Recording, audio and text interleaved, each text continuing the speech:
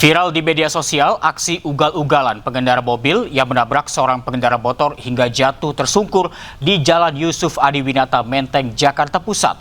Meski belum ada laporan dari korban, namun polisi masih kejar pengemudi mobil jenis SUV tersebut.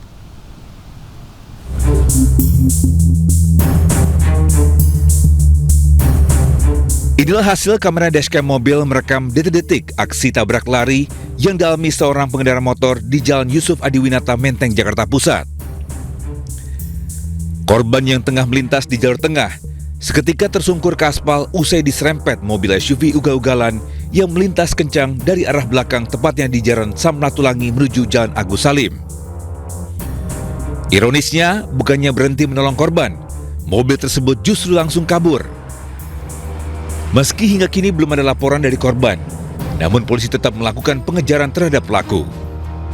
Itu sudah ditangani awal oleh unit Laka Lantas Polres Metro Jakarta Pusat. Kemudian dari TKP kami sedang mendalami identitas dari korban dan identitas dari pengendara mobil jenis SUV warna hitam. Untuk identitas pastinya sementara kami dalami. Polisi menghimbau kepada pengendara motor berjaket merah yang menjadi korban tabrak lari segera membuat laporan resmi agar kasusnya bisa dilanjutkan. Dari Jakarta Pusat, Rani Stone Sanjaya, iNews melaporkan. Diguyur hujan deras, ruas Jalan DI Panjaitan Jatinegara, Jakarta Timur, Kamis pagi sempat terendam banjir hingga setengah meter. Meski banjir kini telah surut, kemacetan di lokasi belum terurai.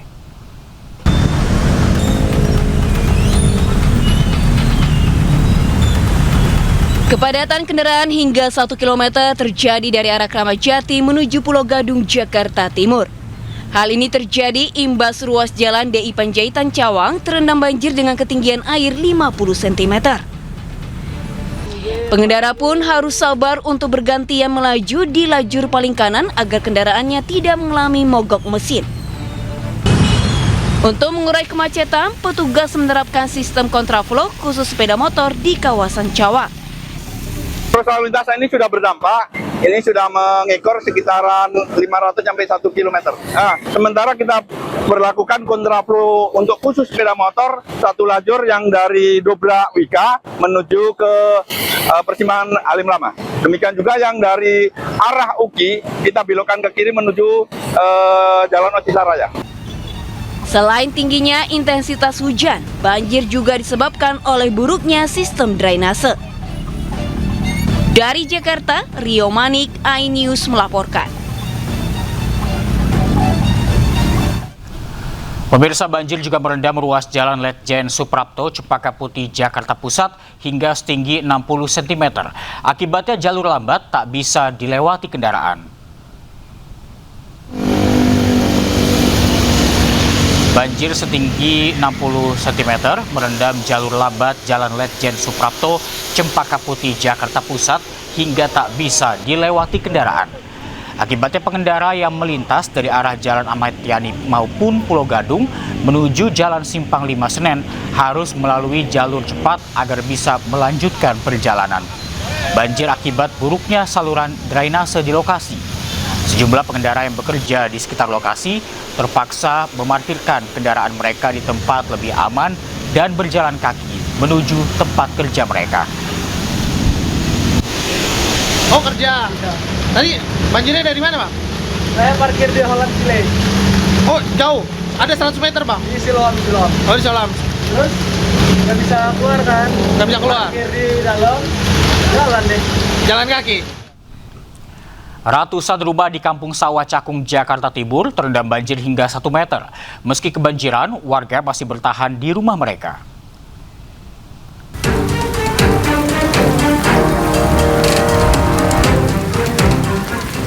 Diguyur hujan sejak Kamis dini hari, ratusan rumah di Kampung Sawah Cakung, Jakarta Timur terendam banjir. Banjir akibat meluapnya Kali Cakung.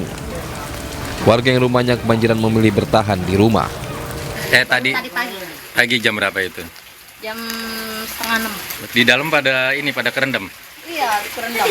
Pakai balai. Oh, pakai bal ya. Oh, ya Allah, udah masuk. Saat hujan deras, warga tak berkutik karena kerap kebanjiran. Oh, pakai bal ya. Oh, ya Allah. Dari Jakarta, Rio Manik, iNews melaporkan. Banjir merendam permukiman warga di Kampung Sepatan, Rorotan, Cilincing, Jakarta Utara Kamis pagi. Namun warga masih bertahan di rumah mereka.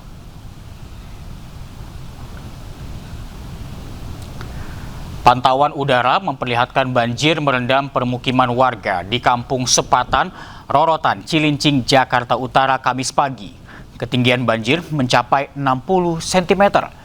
Meski terendam banjir, warga belum mengungsi dan memilih bertahan di rumah mereka.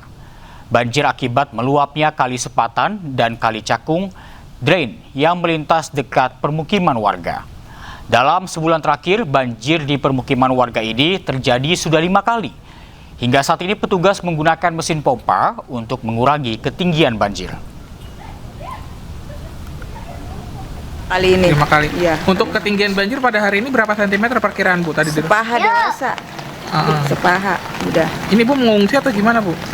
Saya enggak, saya anak di bawah, rumahnya udah enggak ngungsi, belum ngungsi. Belum, masih bertahan berarti. Masih Bu? bertahan, iya. Dari KBN, hanya dari KBN. Terus kali ini ada kali apa, aliran kali apa di sini? Kali apa ini? Kali besar ini. Ada 2, kali kecil sama kali besar sono. Bu, kalau di ketinggian banjir berapa sentimeter Bu ini sampai masuk semua itu? Segini seapa sih? 60 cm? Iya, seginilah pokoknya saya paha. Orang dewasa ya? Alirannya, kalau yang sebelah sini, ini cakun drainase, pembuangannya ke laut. Kalau yang sebelah sana, jalur Kali Sepatan dan arah crossingan dari jalan raya PT KBN. Daerah Cakung Cilincing atau gimana? Diguyur hujan deras, ruas Jalan Daan Mogot Cengkareng, Jakarta Barat tergenang banjir berketinggian 15 hingga 30 cm. Akibatnya lalu lintas di sekitar jalan lumpuh. Banjir setinggi 15 cm hingga 30 cm melanda kawasan halte Taman Kota, Jalan Daan Mogot Raya, Cengkareng, Jakarta Barat. Akibatnya arus lalu lintas tersendat. Sisi kiri jalan menjadi titik terdalam banjir dan tidak bisa dilewati kendaraan sehingga kendaraan roda 2 dan roda 4 terpaksa melintasi sisi kanan jalan. Banjir dipicu oleh hujan deras Kamis dini hari sehingga menyebabkan Kali Mukervart meluap.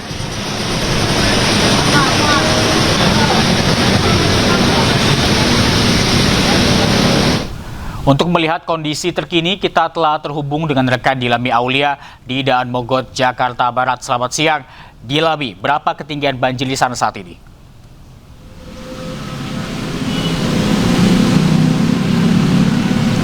Selamat siang Reza dan juga pemirsa. Untuk banjir di Jalan Daan Mogot, Cengkareng, Jakarta Barat pada siang hari ini sudah perlahan surut, di mana pada saat ini ketinggian banjir hanya berkisar di angka 15 hingga 25 cm. Jika dibandingkan dengan 1 hingga 2 jam lalu, ini tentu jauh lebih menurun karena tadi banjir ini ada di angka 30 cm. Hal ini karena dari pihak Pemprov Jakarta atau suku Dinas Sumber Daya Alam sudah melakukan penyedotan terhadap air banjir yang dilimpahkan ke Kali Murfat yang ada di kawasan Jakarta Barat. Nah, Reza dan juga pemirsa, kalau tadi melihat di pagi hari kira-kira pukul 7 hingga 10 pagi atau kita bisa bilang rush hour, tentu ini terjadi lumpuhnya lalu lintas di sekitaran lokasi atau bawah halte Transjakarta Taman Kota Jalan Daan Mogot ini karena banjir yang masih tinggi. Namun kalau sekarang kendaraan sudah mulai bisa melintas walaupun hanya sisi sebagian kanan saja yang dapat dilintasi karena sisi sebagian kiri ini masih terendam banjir walaupun tidak terlalu tinggi. Tadi saya sebutkan ini hanya berkisar 15 hingga 20 cm.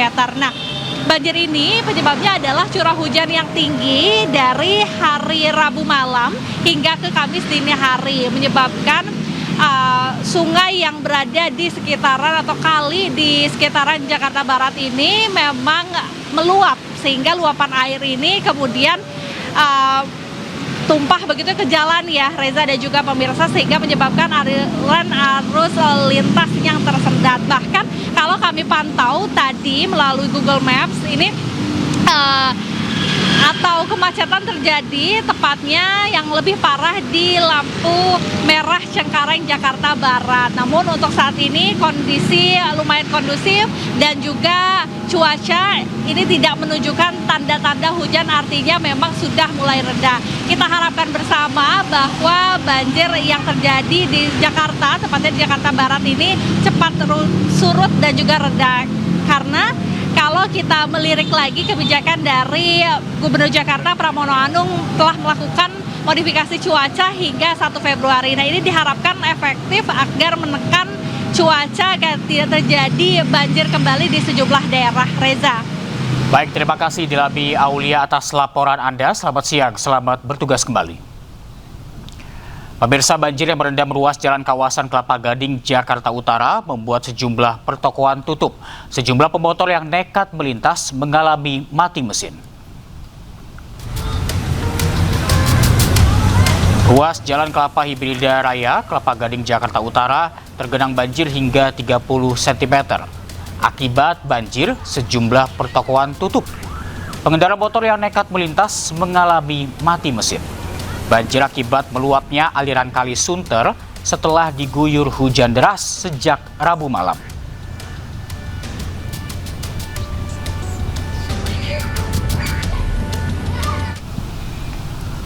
Ratusan makam di TPU Malaka 1, Pondokopi dan TPU Pondok Kelapa, Jakarta Timur terendam banjir.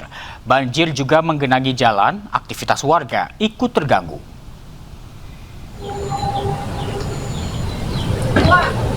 Pemakaman umum dilanda banjir saat hujan deras yang mengguyur Jakarta sejak Rabu malam.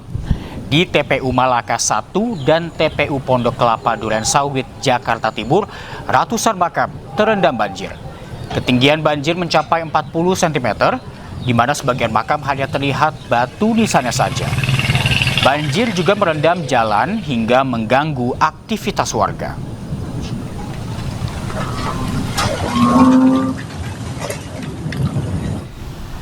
Hujan deras yang mengguyur kota Bekasi sejak dini hari tadi mengakibatkan banjir, salah satunya di perumahan Villa Indah Permai, Bekasi Utara. Banjir dengan ketinggian hampir 1 meter ini mengganggu aktivitas warga. Banjir merendam Villa Indah Permai, Kelurahan Teluk Pucung, Kecamatan Bekasi Utara, Kota Bekasi. Genangan air menutup akses jalan di beberapa RT di RW 36 dengan ketinggian air mencapai hampir 1 meter. Kondisi ini membuat aktivitas warga terganggu, terutama warga yang hendak berangkat kerja maupun anak-anak yang akan menuju sekolah. Meski demikian, pemirsa, sejumlah pengendara nekat menerobos genangan banjir. Akibatnya sejumlah sepeda motor mogok dan terpaksa didorong keluar dari banjir. Warga berharap banjir segera surut dan pemerintah daerah dapat segera mencari solusi dalam penanganan banjir.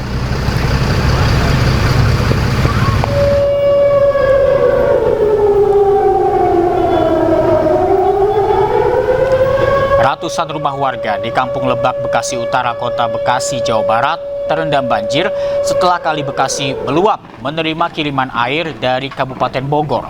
Ketinggian air yang mencapai lebih dari 1,5 meter memaksa warga mengungsi usai alarm early warning system berbunyi. Luapan terjadi setelah Kali Bekasi menerima kiriman air dari wilayah Kabupaten Bogor yang membuat tinggi muka air naik dengan cepat. Alarm early warning system yang berbunyi keras membuat warga langsung bergegas mengungsi ke musola dan tempat aman terdekat. Sementara sebagian warga lainnya memilih bertahan di lantai 2 rumah mereka sambil menunggu air surut.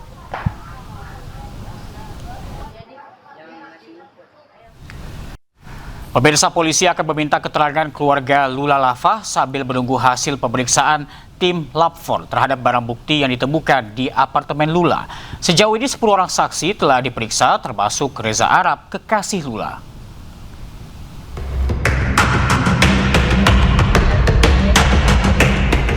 Penyebab kematian selebgram Lula Lava hingga kini masih terus diselidiki Polres Metro Jakarta Selatan. Penyelidikan dimulai dengan merangkai peristiwa penemuan jenazah, pengolahan barang bukti, pemeriksaan saksi hingga olah tempat kejadian perkara. Tim penyidik Polres Metro Jakarta Selatan sejauh ini sudah memeriksa 10 orang saksi termasuk kekasih almarhumah Reza Arab dan berencana akan meminta keterangan pihak keluarga. Tak hanya saksi dari orang dekat almarhumah, polisi juga telah memeriksa tim dokter dari Rumah Sakit Fatmawati yang melakukan visum luar terhadap jenazah, serta seorang dokter yang mengeluarkan surat kematian. Pihak Rumah Sakit Pondok Indah juga turut dimintai keterangan untuk mengetahui riwayat medis Lula Lava. Hingga kini, petugas masih menunggu hasil pengolahan barang bukti yang sedang diuji di Pusat Laboratorium Forensik. Pemeriksaan saksi-saksi sudah dilakukan, pemeriksaan 10 saksi, mulai dari orang yang menemukan pertama, ART dan supir, termasuk ada 2 dari teknisi pihak apartemen, termasuk sudah melakukan pemanggilan terhadap kekasih almarhum, termasuk dengan personal asisten, dan rencana tindak lanjut proses pemeriksaan keluarga dari almarhum. Sebelumnya, jasad selebgram Lula Lava ditemukan di dalam kamar sebuah apartemen yang ditempatinya di kawasan Jakarta Selatan tanggal 23 Januari lalu. Aparat kepolisian memastikan penyelidikan penyebab kematian selebgram dilakukan secara transparan dan hasil penyelidikan akan disampaikan secara komprehensif dengan menghadirkan pihak-pihak terkait. Dari Jakarta, Denny Helmi Sajangbati, iNews melaporkan. Pemirsa, Komisi 3 DPR memanggil Polres dan Kejari Sleman untuk rapat dengar pendapat. Komisi 3 membuat rekomendasi untuk menghentikan perkara Hogi Minaya yang menjadi tersangka akibat mengejar jambret istrinya. Tadi penjelasan semua. Ketua Komisi 3 DPR, Habibur Rahman, dengan lantang menyebut penegakan hukum di Sleman bermasalah. Hal itu ia sampaikan saat rapat dengar pendapat dengan Kapolres dan Kajari Sleman terkait kasus Hogi Minaya yang ditetapkan sebagai tersangka. Ia juga menyebut proses penanganan hukum di Sleman membuat publik marah dan Komisi 3 kecewa. Komisi 3 secara tegas meminta perkara Hogi Minaya dihentikan sesuai dengan ketentuan KUHP baru. Surat rekomendasi penghentian perkara itu sudah ditandatangani dan segera dijadikan dasar untuk menghentikan penuntutan terhadap Hogi Minaya. Masih Kapolda. Menurut saya ini adalah satu kasus, bukan 2 kasus. Satu kasus. Kasus penjambretan. Ya.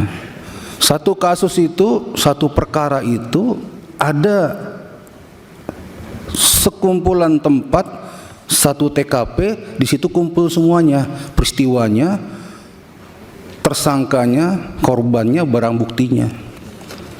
Ada satu peristiwa, banyak TKP-nya, korbannya di situ, barang buktinya di sana, pelakunya di sana, barang buktinya di sana, ada berapa TKP lagi. Nah, kalau yang dibahas tadi ini adalah satu peristiwa, 2 TKP. TKP terjadinya penjambretan, TKP terjadinya tertangkapnya pelaku penjambretan yang dalam tertangkapnya pelakunya meninggal dunia. Jadi TKP pelaku meninggal dunia itu TKP-nya reskrim, bukan TKP-nya lantas. Menurut pandangan saya. Kalaupun lantas mau diminta tolong untuk olah TKP, boleh-boleh aja. Itu TKP-nya reskrim, satu berkas perkara. Karena satu konteks, satu kaitan. Jadi waktu istrinya dijambret, terus suaminya dekat situ dengar jambret, suaminya datang, itu peristiwa itu adalah peristiwa yang bisa dikatakan peristiwa menurut KUHP ya, dikategorikan tertangkap tangan. Pada saat kejadian diketahui oleh orang, tidak lama setelah itu, atau ditemukan padanya barang bukti yang berkaitan, atau diteraki orang. Jadi suaminya itu dalam kondisi tertangkap tangan, istilah hukumnya. Jadi siapapun yang dalam kondisi jambret, entah suami, entah tukang bakso, tukang pecel, mengetahui itu, dia tergerak, dia bisa melakukan penindakan di lapangan. Nah, terjadi upaya-upaya hukum yang dapat dipertanggungjawabkan seperti memepet sampai menabrak. Ya, akibatnya tidak diperkirakan apa yang akan terjadi. Tetapi si pelaku itu tidak mengindahkan. Kalau dia mengindahkan nggak terjadi apa-apa. Atau dibalik, seharusnya yang ngejar nggak seperti itulah. Jangan sampai nabrak-nabrak lah, jangan sampai mepet-mepet lah. Apa begitu yang kita inginkan?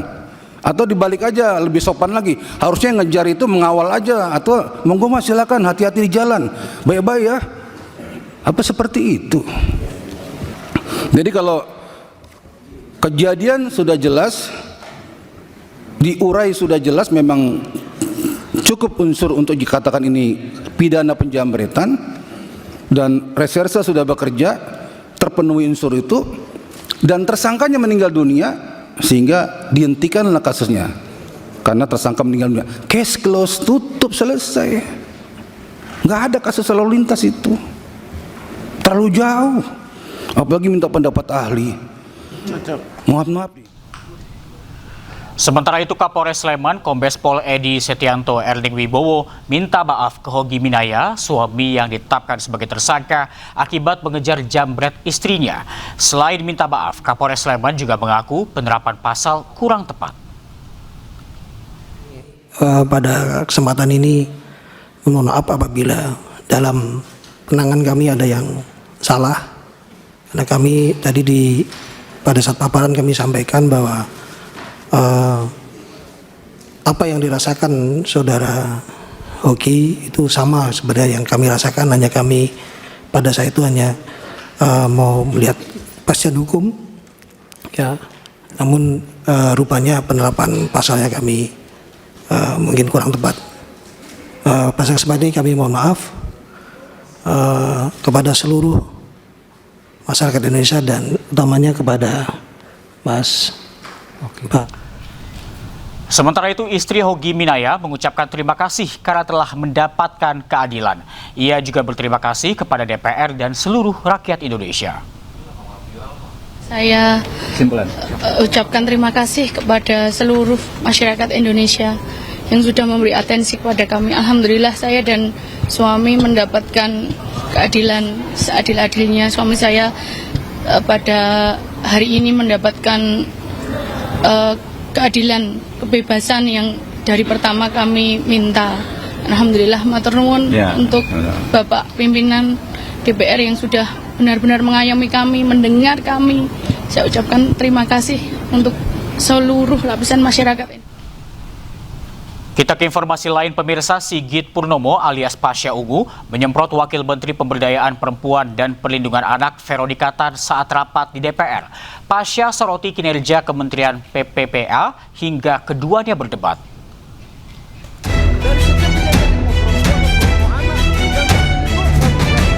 Anggota Komisi 8 DPR RI Sigit Purnomo alias Pasha Ungu berdebat dengan Wakil Menteri Pemberdayaan Perempuan dan Perlindungan Anak Veronika Tan. Perdebatan terjadi saat rapat kerja di gedung DPR RI Senin lalu. Pasha menyemprot Veronika karena kinerja Kementerian PPPA dinilai belum optimal. Sementara itu, Veronika meminta DPR memberi kesempatan kepada kementeriannya untuk bekerja. Yang dijelaskan oleh Ibu Wamen tadi itu sama juga dilakukan oleh Komnas Perempuan. Coba kita pahami sama-sama dulu deh. Definisi pemberdayaan perempuan ini apa sebenarnya? Pemberdayaan perempuan ini apa sebenarnya, Bu Menteri? Mohon maaf dengan segala hormat, saya orang baru juga. Tapi bahasa Indonesia kita masih paham gitu loh. Dari tadi ini kita bicara perlindungan hukum, pendampingan hukum, advokat. Ini sebenarnya maka saya bilang ini Polres atau apa? Lo apa bedanya dengan Komnas Perempuan? Sama juga penegakan hak asasi manusia, penegakan hukum dan lain sebagainya. Yang saya tangkap ini pimpinan izin, yang namanya pemberdayaan perempuan ini kalau ada kelompok perempuan, mau dia janda, mau lansia, atau kelompok ibu rumah tangga, yang kemudian pengen berusaha, kekurangan modal, tentu tidak Kemen P3A yang memberikan modal, tapi paling tidak ada koordinasi antar lembaga, bahwa misalnya ke BUMN misalnya atau perbankan, itu langsung dilakukan oleh Kemen P3A. Di dapil kami Pak Menteri, Kemen P3A semua jadi pertanyaan Bu Wamen, mohon maaf. Menteri bukan Pak Menteri. Iya. Selalu menjadi pertanyaan. Betul. Bu Wamen, Mohon maaf. Tahan dulu. Tahun ini kami dari kementerian kami juga sudah mengutarakan kita tidak mau berbicara di perlindungan saja. Kita mau bangun di pemberdayaan. Pimpinan, Makanya, kalau di luar negeri pimpinan. kasih kita kesempatan, Pak. Kan kita juga baru, Pak. Ibu Menteri dan Ibu Wamen ini masih baru, Pak. Jadi kita masih perlu loading, kita masih perlu belajar bareng. Tapi kami mengapresiasi banget karena kami disupport sama Komisi 8. Kami senang sebenarnya. Izin. Tadi yang Ibu mau sampaikan tadi, lanjutkan dulu. Ya, yang kedua. Makanya belum selesai, Pak. Oh, lanjutkan dulu itu, baru nanti yang lain. Perdebatan antara Pasha dan Veronica kemudian viral di media sosial dan mengundang ragam komentar warganet. Pemirsa, gegara supir mengantuk, sebuah truk oleng hingga menabrak truk lain di jalur berlawanan di Lebak, Banten. Akibatnya, seorang supir truk tewas.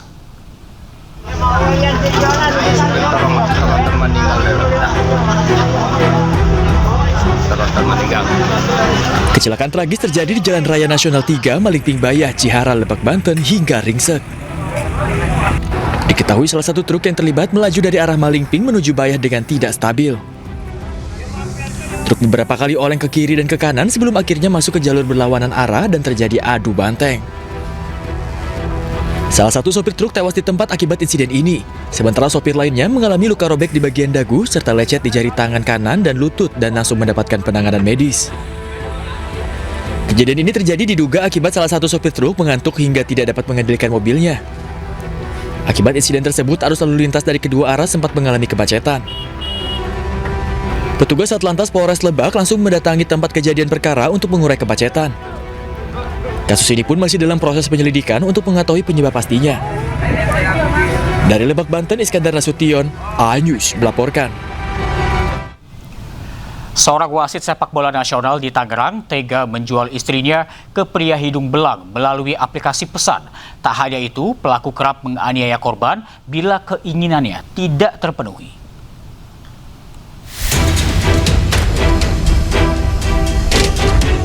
Seorang wanita melaporkan suaminya yang berprofesi sebagai wasit sepak bola nasional aktif untuk Championship Liga 2 sekaligus guru olahraga ke Polres Metro Tangerang Kota. Dalam laporannya, suami korban diduga menjual istrinya melalui aplikasi micet kepada pria hidung belang. Korban pun dianiaya bila tidak menuruti keinginannya, hingga akhirnya korban terpaksa melayani seorang pria pada 25 November 2025 lalu dan disaksikan langsung oleh pelaku. Kami melaporkan perkara ini sebenarnya sejak 8 Oktober ya, tapi sampai sekarang tidak pernah mendapatkan informasi resmi sejauh mana progres penanganan perkaranya. Jadi kami tidak pernah mendapatkan SP2HP. Jadi tuh waktu pertama dia ngajakin saya kayak gitu ya, berhubungan itu dengan laki-laki lain tuh saya menolak dan saya menangis. Dia di situ ada KDRT dan menyiram saya pakai galon ya, air galon, siram sampai tempat tidur basah dan itu dilakukan KDRT. Korban pernah melaporkan pelaku pada 8 Oktober 2025 lalu, namun hingga kini belum ada kejelasannya. Korban dan pelaku telah menikah selama 2 tahun. Kini korban telah mengajukan cerai di Pengadilan Agama Kota Tangerang. Dari Tangerang, Banten, Sukron, A-News melaporkan.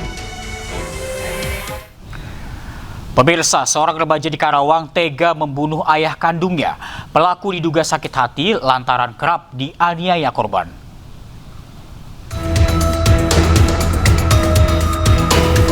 Peristiwa pembunuhan terjadi di Teluk Jambe, Karawang, Jawa Barat, di mana seorang remaja tega menghabisi nyawa ayahnya sendiri. Jasad korban dibawa ke RSUD Karawang untuk jalani proses autopsi. Pihak Polres Karawang yang menangani kasus ini mengatakan pelaku menikam korban dengan pisau di perut dan dada. Korban sempat dilarikan ke rumah sakit, namun karena tikapan mengenai bagian vital, nyawa korban tak terselamatkan. Menurut polisi, pelaku menyimpan dendam lantaran menjadi korban KDRT oleh ayahnya.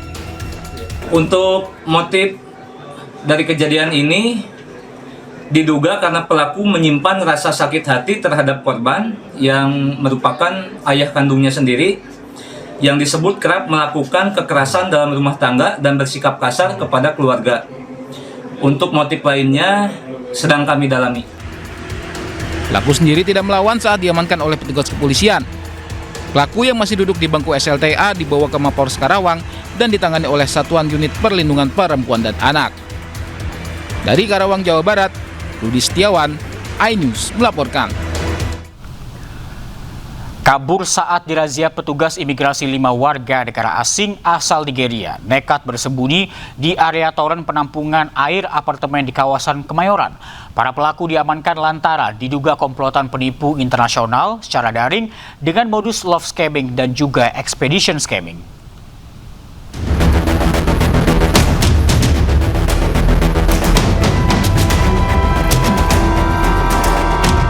Sejumlah warga negara asing asal Nigeria mencoba kabur saat dirazia petugas imigrasi kelas 1 non-TPI Jakarta Pusat di sebuah apartemen di kawasan Kemayoran.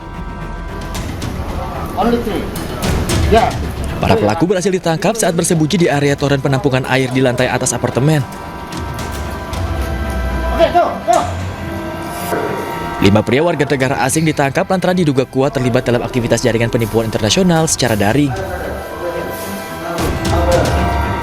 Dari hasil pemeriksaan petugas, kelimanya berinisial CA, YCA, CFN, CCO, dan CO, merupakan komplotan pelaku love scamming dan juga expedition scamming. Dari salah satu unit apartemen yang akan dijadikan markas para pelaku, petugas mengamankan sejumlah barang bukti berupa puluhan telepon genggam, belasan lembar kartu kredit dan ATM, komputer jinjing, dan sejumlah uang tunai. Imigrasi kelas 1 non-TPI Jakarta Pusat kembali mengamankan 5 orang warga negara Nigeria yang diduga melakukan scamming. Jadi modus operandinya itu bukan warga negara kita. Informasi korbannya itu warga negara Afrika. Usai ditangkap, kelima pelaku akan dideportasi ke negara asal dan juga dicekal untuk kembali masuk ke Indonesia.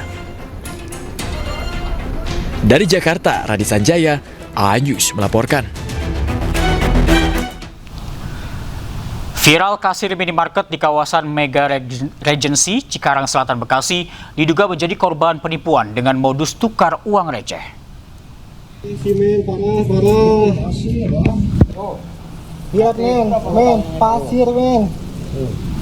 Dalam video, kasir minimarket memperlihatkan bungkusan berisi tumpukan uang logam recehan yang diklaim bernilai Rp1 juta.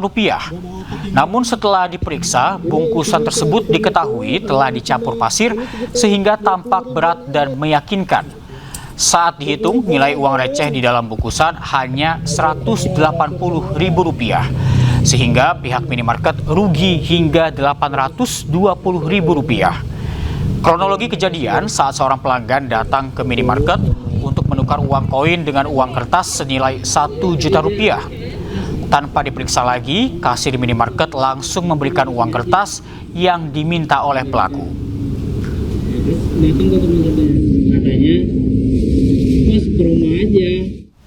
Pemirsa, ratusan orang menjadi korban penipuan investasi bodong yang diduga dilakukan oleh komedian Melky Bajaj. Para korban menginvestasikan uang ratusan juta rupiah, namun usaha laundry yang dijanjikan ternyata fiktif.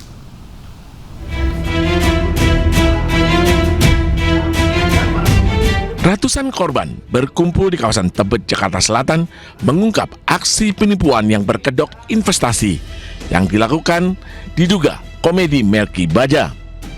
Dengan dijanjikan keuntungan yang menggiurkan, para korban memberikan uang untuk usaha laundry autopilot atau tanpa menjalani sendiri dan mendapatkan keuntungan. Bahkan dana sebesar 110 hingga 150 juta milik korban tidak dikembalikan. Saya percaya gitu loh, kan nggak mungkin public figure mau menipu atau apa. Biasanya kan public figure kan mesti lihat dulu kan, ini beneran atau enggak usahanya. Apalagi di situ ditulis sudah sekian ribu outlet gitu. Uang yang saya invest itu uang pesangon, Bang. Uang pesangon di mana saya punya harapan kalau memang bisa berjalan bisnisnya itu saya ada tambahan, ada income baru Bang. Tapi ya kenyataannya saya sudah setahun lebih nih Bang. Tidak ada namanya grand opening, tidak ada namanya niat baik, pengembalian dana pun juga tidak ada. 1 tahun lebih ini udah saya terkatung-katung kayak begini. Sementara kuasa hukum korban, Pablo Benua menambahkan, ada 100 orang korban, total kerugian mencapai 100 miliar rupiah. Kasus yang melibatkan publik figur ini sudah dilaporkan ke Mabes Polri. Para korban berharap uang yang diinvestasikan dapat dikembalikan. Dari Jakarta, Helmi Sajangbati, iNews melaporkan. Pemirsa, kilau emas makin tak terbendung. Hari ini cetak rekor tertinggi, harga emas tembus Rp3.168.000.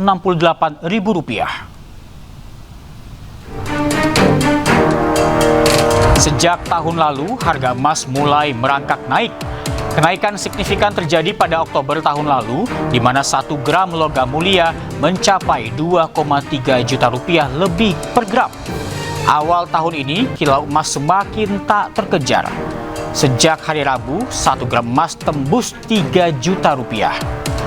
Dan hari ini, 29 Januari 2026, harga emas 1 gramnya mencapai Rp3.168.000.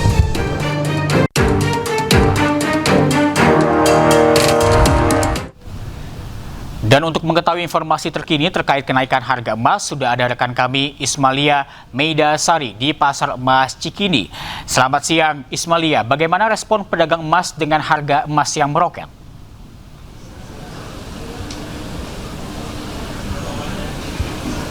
Ya, selamat siang Reza dan juga pemirsa. Betul sekali, ini pertama kalinya dalam sejarah harga emas tembus di angka lebih dari 3 juta, karena memang pada pagi hari tadi harga emas ini sudah tembus di angka 3.168. Ini berarti naik sekitar 165.000 per gramnya, Reza dan juga pemirsa, karena memang sebelumnya pada hari Rabu 28 Januari 2025 pada pagi harinya harga emas antam 24 karat tercatat sempat naik 52.000 dengan harga 2.968. Setelah itu pada sore hari naik kembali menjadi harga 3 juta per gramnya, yakni berarti naik 35.000 per gramnya maksud kami. Dan kalau ditanya bagaimana antusiasnya para masyarakat ini menilai naiknya harga emas ini, kita sudah terhubung dengan salah satu penjual di tempat kami melaporkan dengan Pak Suki. Kita akan coba menanyakan bagaimana antusiasnya. Ya, selamat siang Pak Suki. Siang Ibu. Ya, Pak, ini kan harga emas naik ya, cukup meroket. Dan saat ini sudah tembus di angka 3 juta lebih. Ini bagaimana antusias masyarakat? Apakah mereka senang untuk membeli atau mungkin menjualnya, Pak? Ya, tentu ada sebagian menjual karena mereka sudah memiliki emas lebih lama sehingga berpikir sudah dapat keuntungan ya. Tetapi ya lebih utama lagi banyak juga yang baru membeli karena dia tahu bahwa emas ini memang lindung uang ya, untuk menjamin uangnya tidak inflasi. Nah, banyak yang membeli itu karena sudah menyadari bahwa emas ini memang perlu dimiliki sebagai nilai investasi untuk melindungi uangnya tidak termakan oleh kenaikan harga barang. Nah, itu dibutuhkan, memang harus melek sekarang. Masyarakat tuh harus membeli logam mulia ya, bukan perhiasan. Kalau beli perhiasan yang cukup untuk dipakai aja, tetapi yang kalau untuk disimpan harusnya logam mulia, jangan yang perhiasan. Gitu. Oke, berarti kalau seperti itu tandanya ini emas merupakan investasi yang menjanjikan di masa depan ya Pak ya? Iya, tentu emas dari dulu sampai sekarang, bahkan dikatakan emas dan perak itu uangnya Tuhan. Nah, jadi nggak salah kalau megang emas ini, sebagai juga negara itu menjamin melindungi uang yang diedarkan, dia harus jaminannya emas. Ya, di mana tuh negara China, negara-negara Amerika kan cadangannya bertonton itu. Ya, kenaikan itu karena mereka yang membeli dalam jumlah besar. Nah, terus dicapai, terus ingin mencapai kenaikan kenaikan jumlah emasnya besar supaya dia dapat melindungi uangnya itu yang diedarkan dan juga punya kekuatan ekonomi di dunia, begitu. Oke, baik Pak Suki, terima kasih banyak atas waktunya Pak, sehat selalu. Ya, Reza dan juga pemirsa, tadi kita baru saja mendengarkan salah satu pernyataan dari penjual emas di tempat kami melaporkan, dan ini memang berarti saatnya untuk saat ini masyarakat ini bisa langsung berinvestasi emas, karena memang investasi emas ini merupakan investasi yang cukup menjanjikan untuk jangka panjang dan untuk masa depannya. Kembali ke Anda, Reza. Baik, terima kasih Ismalia atas laporan Anda. Selamat siang, selamat bertugas kembali. Ya pemirsa, kita ke informasi mancanegara. Aksi perampokan di toko perhiasan di Anaheim, California, Amerika Serikat. Pelaku menabrakkan mobil ke toko sebelum gasak etalase perhiasan.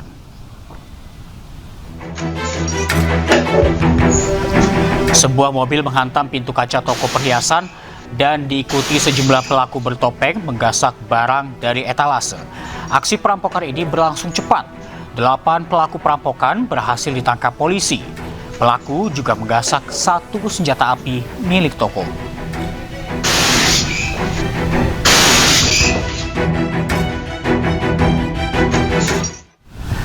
Pesawat yang membawa rombongan wakil kepala menteri di India jatuh di wilayah India Barat. Seluruh penumpang tewas termasuk wakil kepala menteri India Ajit Pawar. Dan pemirsa, informasi ini sekaligus menutup iNews siang hari ini. Temukan informasi-informasi terbaru lainnya di www.inews.id. Dan cuplikan tayangan berita iNews dapat Anda saksikan di kanal YouTube @official_inews. Selanjutnya Anda akan menyaksikan Pemimpin Rakyat bersama Syafaati Suryo. Update terus informasi terbaru Anda dan siapkan 3 botol air mineral yang setara 2 liter air untuk 1 hari penuh kesejukan. Saya Reza Siregar, pamit undur diri. Selamat beraktivitas. Sampai jumpa.